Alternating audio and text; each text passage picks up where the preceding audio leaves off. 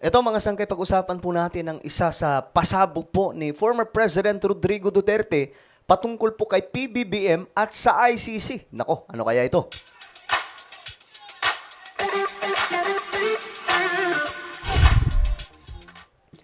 Hello, what's up guys? This is me. I'm back for another vlog today. Kumusta po mga kababayan? Ayos pa ba tayo dyan? Sa kabila po ng mga gulo na nangyayari ngayon sa ating bansa, I hope that every one of you guys ay okay lamang po ngayon. Hindi pa po kayo nagkakasira ng inyong pamilya. Hindi po kayo nagkakasira ng inyong mga kaibigan kasi ngayon mga sangkay, sobrang init ang politika no? Pati po mga pagkakaibigan, nawawasak mga sangkay. Alam nyo, yan yung hindi ko kayang gawin Yung pati po pagkakaibigan ay, kumbaga ipagpapalit ko kasi iba po yung pinagsamahan Politika lang po ito mga sangkay. This is just only politics na hindi dapat mga sangkay masyadong siniseryoso, especially sa ating bansa na itong ating bayan mga sangkay, punong-puno po ng dumi yung politika. Diyos mio marimar. Sabi ko nga, halos wala na po atang matino mga sangkay. Hindi naman lahat, pero ewan ko ba. Well, pag-usapan po natin ito ngayon mga sangkay, itong pasabog po ni former President Duterte. But before tayo magsimula, sa mga hindi pa po dyan nakakapag-subscribe, tayo po ay road to 2 million subscribers na. So kung gusto nyong mapabilang sa dumadaming bilang ng mga solid sangkay dito sa YouTube, ang gawin nyo lamang po ay isubscribe yung ating YouTube channel, i-click ang bell at i-click nyo po yung all. At sa mga nanonood po sa Facebook, i-follow nyo po yung ating Facebook page. Shoutout po sa lahat ng mga solid sangkay na nanonood ngayon. Mabuhay po kayong lahat. Eto guys. Ito po yung pasabog po ni former President Rodrigo Duterte ngayon ay kumakalat mga sangkay sa social media. Kung saan, dito lantaran po niyang sinabi ang matinding impormasyon tungkol po kay PBBM at sa ICC. Tingnan po natin. Iginiit ni dating Pangulong Rodrigo Duterte na walang kinalaman si Pangulong Ferdinand Marcos Jr. Walang kinalaman daw po si President Marcos Jr. saan? Sa umano'y pag-iimbestiga ng International Criminal Court sa bansa. Pakinggan po muna natin ang buo mga sangkay. Sinabi ni Duterte na hindi dapat makaladkad ang pangalan ng Pangulo sa issue. Gid din niya, kung may nagawa man siyang kailangang imbestigahan, ginawa niya yun para sa bayan. If there is anything that I did, it was because I did it for my country. Marcos, walang ano dyan. I'm not in any way dragging him into the picture. Wala. Matagal na yan, ICC na yan. Okay, I hope na malinaw po sa ating lahat ngayon mga sangkay, no? Kahit pa po dati, sinasabi na po ni PRRD, ni Tatay Digong, na walang kinalaman si PBBM dito sa ICC.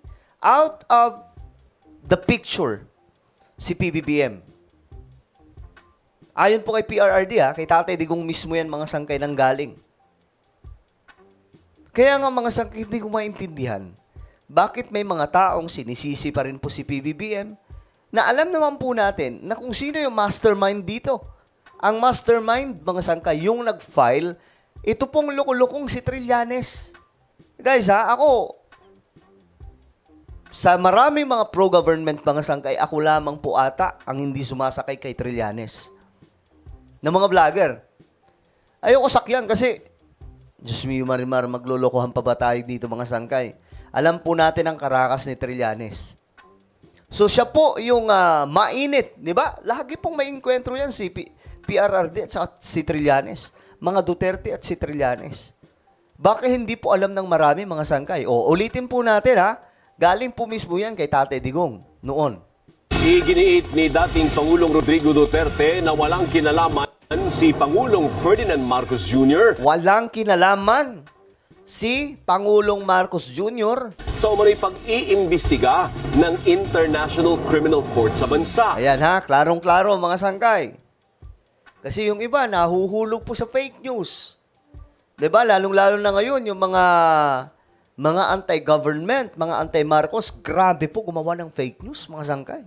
Akalain nyo, alam nyo, kapag hindi ka talaga mag-iingat at mapapanood mo yun, maniniwala ka kahit po yung ngumingiwi si PBBM, na marami naman pong taong ganyan talaga, mga sangkay, pinapalabas nilang gumagamit daw po si PBBM without the evidence, mga sangkay. Kahit wala pong ebidensya, basta sasabihin po nila yan. Kahit nga po ako, di ba?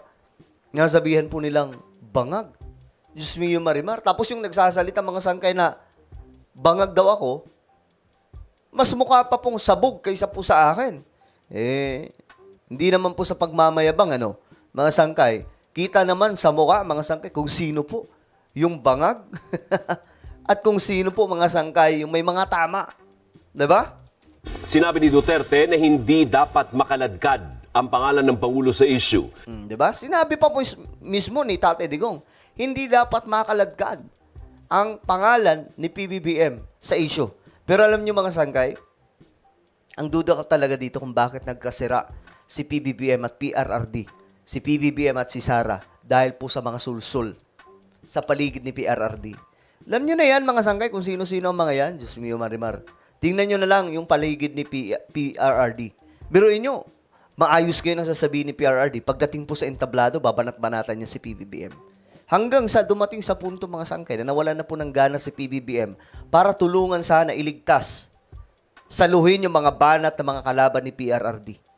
Diba? Kasi ang nangyari mga sangkay, pinabayaan na po si PRRD ni PBBM. Baga nawalan na po siya ng gana eh. Diba? So ngayon, tingnan natin. Pakinggan niyo mabuti yung sinabi ni PRRD. Gid niya, kung may nagawa man siyang kailangang imbestigahan, ginawa niya yun para sa bayan. Actually, mga sangkay, at some point, nag-a-agree po ako dito kay former President Rodrigo Duterte. Lalong-lalo na po itong war on drugs, which is kailangan po talaga at that time. Diyos mio Marimar. Makita nyo lang yung buong paligid doon, mga sangkay, bago po umupo si PRRD. Nagbebentahan sa gigilid, mga sangkay, na akala mo. Nagbebenta ng pulbo lang. Nagbebenta ng tawas. Yung pala, pulburon po yun, mga sangkay. Normal na lamang po, actually. Ito po yung dapat masugpo sa panahon natin ngayon, mga sangkay. Kasi may mga bumabalik po talaga. So, kailangan ni President BBM masigpitan pa po, no? Kasi ang laban ngayon ni PBBM, ito po ay laban-laban po sa mga talagang mga high rank pagdating po sa mga bentahan, mga sangkay ng ipinagbabawal na pulburon. So, siguro mga sangkay, kailangan na rin pong sugpuin ang nasa itong mga nagbebenta, mga sangkay. Yung mga runner nila. So, ito yung sinabi ni PRRD. If there is anything that I did, it was because I did it for my country. Marcos, walang dyan. I'm not in any way dragging him into the picture. Wala. In any way, ang dalhin daw po natin siya, si PBBM, sa picture ng ICC. Wala daw po si PBBM. So ngayon, kanino tayo maniniwala? Sa mga vlogger, ng mga DDS, o mismo kay PRRD? Matagal na yan, ICC na yan. Matagal na yung ICC na yan. So kanino tayo maniniwala ngayon? Since may mga ganitong klaseng video, mga sangkay. Ayan sinabi po mismo yan ni PRRD, Marcos has nothing to do with the ICC. Huwag na natin bigyan ng importansya yung ICC. Sinabi po mismo ng dating Pangulo yan, ni Tate Digong. Ako mga sangkay, nangihinayang lang, Kasi dapat, wala po ngayon sa ICC si PRRD. Actually, marami pong paraan para hindi po siya madala doon. Kaya nga lang nagkataon, mga sangkay, na nawalan po ng relasyon ang dalawa. Nasira po ang relasyon nila dahil sa mga sulsul na nakapaligid kay Tatay Digong. Alam niyo na yan kung sino. Isa na po dyan yung bumabanat kay Amy Marcos. Yung matanda ng abogado na desperado maging senador. Diba? Na gustong kumapit noon sa Uniteam. Alam nyo na yan kung sino, mga sangkay. Isa po yan sa mga sulsul. No? kung bakit nandun ngayon sa ICC si PRRD. Wala dapat siya doon mga sangkay kung maayos lamang yung relasyon nila ni PBBM. Kaso wala, sinulsulan ng sinulsulan eh. Kaya si PRRD, bumanat ng bumanat kay PBBM until nawala na po ng gana ang ating Pangulo para tulungan o harangin ang mga kaaway ni PRRD.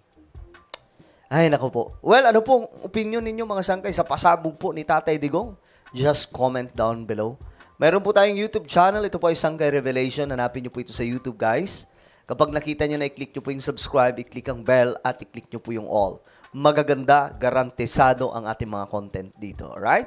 So, ano po ay magpapaalam. Mag-iingat pong lahat. God bless everyone.